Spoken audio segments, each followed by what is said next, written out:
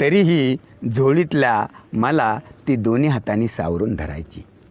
अशा वेळेस वाटेतला काटाही ती हळुवारपणे बाजूला सारायची.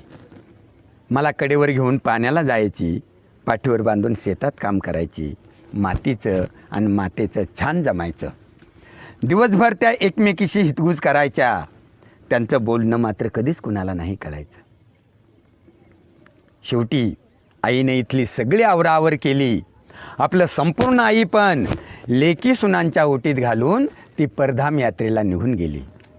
तेव्हा चारी धामांची नजरही क्षणभर तिच्या पाठमोऱ्या आकृतीवर स्थिरावली.